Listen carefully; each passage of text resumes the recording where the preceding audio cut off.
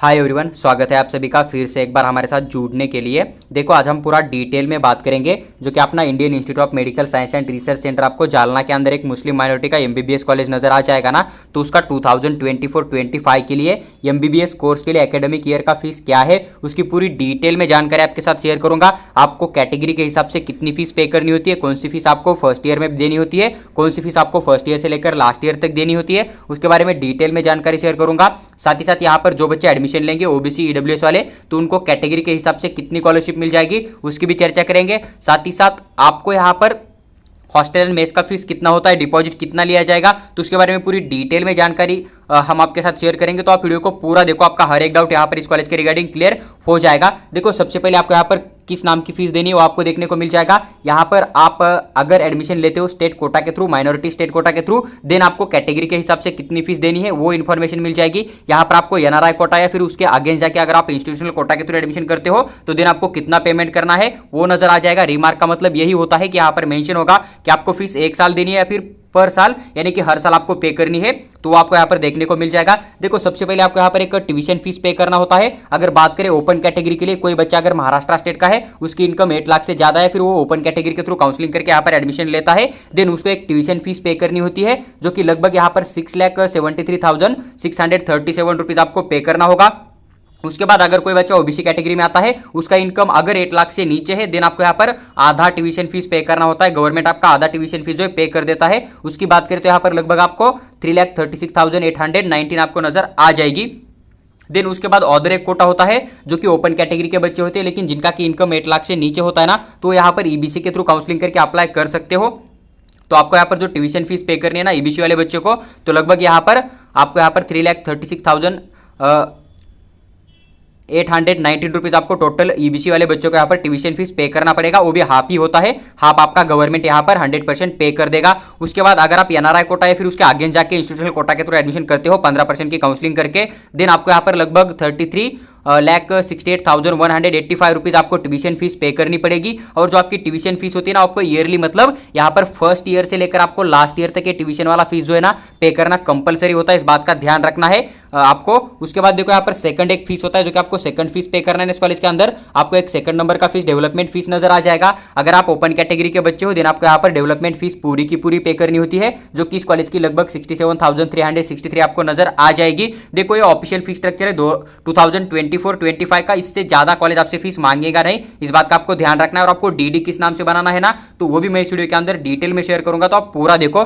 Then उसके बाद अगर बात करें यहाँ पर ओबीसी कैटेगरी वाले बच्चों को, तो उनके लिए भी डेवलपमेंट फीस पूरा पे करना होता है, जो कि आपका यहाँ पर लगभग 67,363 रुपीज नजर आ जाएगा। लेकिन अगर आप ईबीसी कोटा के थ्रू काउंसलिंग करते हो, देन आपको डेवलपमेंट फीस भी आधा ही पे करना होता है, जो कि आपका लगभग 33,681 आपको नजर आ जाएगा। अगर आप एनआरआई कोटा या फिर उसके आगे जाके इंस्टीट्यूशनल कोटा के थ्रू एडमिशन लेते हो, देन आपको 3,36,815 रुपीज टोटल यहाँ पर डेवलपमेंट फीस पे करना होगा, जो कि आपको ईयरली मतलब हर साल पे करना होगा। फर्स्ट ईयर से लास्ट ईयर तक आपको ये फीस देनी कंपलसरी होती है। उसके बाद अगर ग्रैंड टोटल की बात करें कि आपको ओपन कैटेगरी वाले बच्चों को एक साल का कितना फीस देना है, तो आपको यहाँ पर लगभग 7,41,000 आपको देना पड़ेगा, फर्स्ट ईयर में भी, सेकंड ईयर में भी, थर्ड ईयर में भी, और फोर्थ ईयर तक आपको यही फीस पे करना होता है, इस बात का आपको ध्यान रखना है आपको। उसके बाद ओबीसी वाले बच्चों की बात करते हो, यहाँ पर 4,0182 रुपीज आपको पे करना पड़ेगा, फर्स्ट ईयर से लेकर लास्ट ईयर तक आपको ये फीस कंटिन्यू देना होता है। ईबीसी वाले बच्चों की बात करें तो 3,70,500 रुपीज आपको नजर आ जाएगा। वही अगर आप एनआरआई कोटा या फिर उसके अगेंस्ट जाके इंस्टीट्यूशनल कोटा के थ्रू एडमिशन करते हो, तो देन आपको यहाँ पर लगभग 37,05,000 रुपीज आपको यहाँ पर टोटल फीस देना पड़ेगा, जो कि एक साल का है। उसके बाद आपको यही 4.5 साल तक पे करना होता है, इस बात का आपको ध्यान रखना है। उसके बाद देखो, इस कॉलेज के अंदर कुछ अदर फीस ली जाती है, फीस वो आपका की आपको फर्स्ट ईयर में भी देना है, सेकंड ईयर में भी देना है, वही से कंटिन्यू आपको लास्ट ईयर तक देना पड़ता है। देन उसके बाद अगर बात करें यहाँ पर जो कि आपकी अदर फीस लिया जाएगा, तो अदर फीस के अंदर आपको एक यूनिवर्सिटी का रजिस्ट्रेशन एंड एलिजिबिलिटी फीस लिया जाएगा। अगर आप महाराष्ट्र स्टेट के स्टूडेंट हो, महाराष्ट्र स्टेट का डोमासाइल है, देन आपको यहाँ पर जो पेमेंट देना पड़ेगा लगभग 10,500 रुपीज होता है। अगर आप अगेंस्ट एनआरआई कोटा या फिर इंस्टीट्यूशनल कोटा के थ्रू एडमिशन लेते हो, तो देन आपको यहाँ पर 54,550 रुपीज पे करना होता है। देन उसके बाद एनआरआई जो स्टूडेंट है ना, उनके लिए 90,850 रुपीज आपको यहाँ पर यूनिवर्सिटी का रजिस्ट्रेशन एंड एलिजिबिलिटी फीस इस कॉलेज के अंदर पे करना होता है। उसके बाद देखो, एमयूएचएस एक डेवलपमेंट फीस होता है यूनिवर्सिटी का, नासिक यूनिवर्सिटी का 630 रुपीज आपको पे करना पड़ेगा, जो कि आपको वन टाइम पे करना होता है। फिर यहाँ पर सेकंड ईयर थर्ड ईयर में आपको कोई भी ये फीस पे करने की जरूरत नहीं होती है। उसके बाद देखो, इस कॉलेज का जो हॉस्टल एंड मेस का फीस है ना, थोड़ा कम नजर आ जाएगा, 1,20,000 आपको जो है यहाँ पर नजर आ जाएगा, जो कि आपका 1 साल का फीस है। आपको फर्स्ट ईयर से लेकर लास्ट ईयर तक हॉस्टल एंड मेस का भी फीस देना होता है, जो कि 1,20,000 आपको नजर आ जाएगा। और अगर प्राइवेट एमबीबीएस कॉलेज की बात करें महाराष्ट्र स्टेट के अंदर, तो उनके कंपैरिजन में कॉलेज का फीस आपको बहुत ज्यादा कम नजर आ जाएगा। उसके बाद देखो इंश्योरेंस फीस आपको पे करनी होती है, जो कि लगभग 2,600 आपको यहाँ पर देखने को मिल जाएगा। उसके बाद देखो अगर आपको ये कॉलेज अलॉटमेंट होगा राउंड 1, राउंड 2, राउंड 3 में, या फिर जो भी आपका स्टे वैकेंसी राउंड 1 हो जाएगा उसके अंदर, तो देन आपको यहाँ पर सीट लेने के लिए जब जाओगे तब आपको पूरे डॉक्यूमेंट साथ ही साथ इनका फीस लेके जाना होता है।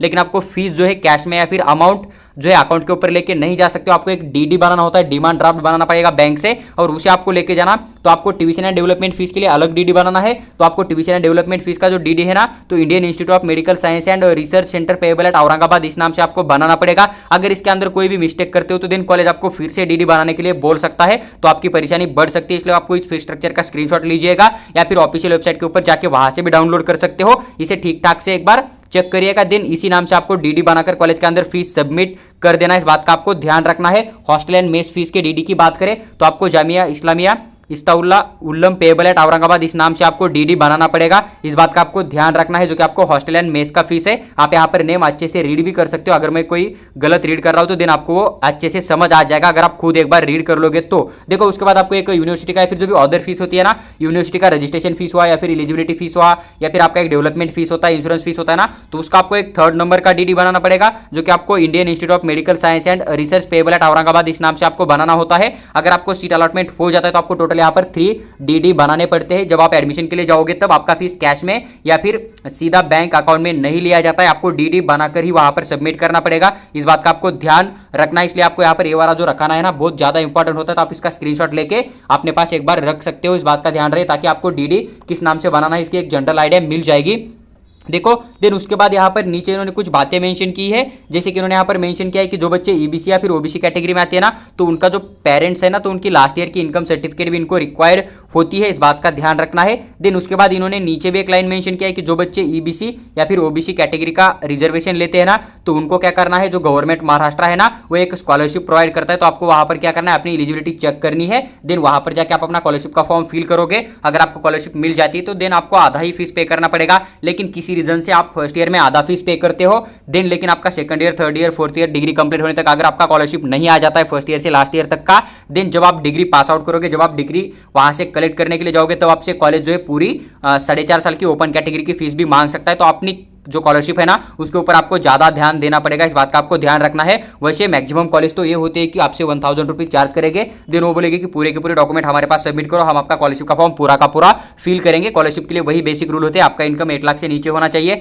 आपके पास महाराष्ट्र स्टेट का डोमासाइल होना चाहिए, आपके पास महाराष्ट्र स्टेट की 10वीं 12वीं कंप्लीट होनी चाहिए। उसके बाद आपके पास कैटेगरी के हिसाब से जो भी डॉक्यूमेंट होते हैं ना, वो पूरे के पूरे प्रेजेंट होने चाहिए। देखो इस कॉलेज का जो भी फीस स्ट्रक्चर था मैंने विद डिटेल एक्सप्लेन करके आपके साथ शेयर किया है। यही फीस स्ट्रक्चर आपका 2024 का ऑफिशियल फीस स्ट्रक्चर है। अगर आपको वीडियो अच्छी लगती है तो लाइक कीजिए और चैनल को सब्सक्राइब करके हमारे साथ बने रहिएगा, ताकि आगे फ्यूचर में जो भी महाराष्ट्र स्टेट का स्टेट काउंसलिंग रहेगा, या फिर ऑल ओवर इंडिया के अंदर आप किसी भी स्टेट में एडमिशन करना चाहते हो एमबीबीएस से लेकर बीएससी नर्सिंग तक, तो उसका पूरा काउंसलिंग प्रोसेस एकदम फ्री ऑफ कॉस्ट में हम इसी चैनल के ऊपर आपके साथ शेयर करेंगे। अगर आपको हमारा पेड काउंसलिंग ज्वाइन करना है तो आप हमें व्हाट्सएप के ऊपर मैसेज कर दीजिएगा, वहां पर हम आपको पेड काउंसलिंग के रिगार्डिंग पूरी इन्फॉर्मेशन शेयर करेंगे। साथ ही साथ अगर आपको हमारे थ्रू कॉल के ऊपर बात करके या फिर व्हाट्सएप के ऊपर बात करके अपना 2024 का एडमिशन प्रोसेस का पूरा डाउट सॉल्व करना चाहते हो, हर एक पीडीएफ आपको पर्सनली चाहिए, टॉप के कॉलेज कौन से उनकी इन्फॉर्मेशन चाहिए, कैटेगरी वाइज कितना फीस देना होता है, किस कॉलेज के अंदर कितनी फीस होती है, पूरी इन्फॉर्मेशन चाहिए एमबीबीएस से लेकर बीएससी नर्सिंग का, तो हमारा एक पर्सनल गाइड कोर्स है, उसका कि 500 रुपीज आपको चार्ज देखने को मिल जाएगा। अगर आपको जरूरत है तो आप दिए गए व्हाट्सएप के नंबर के ऊपर पेमेंट करके स्क्रीनशॉट भेज दीजिएगा, हम आपको वहां पर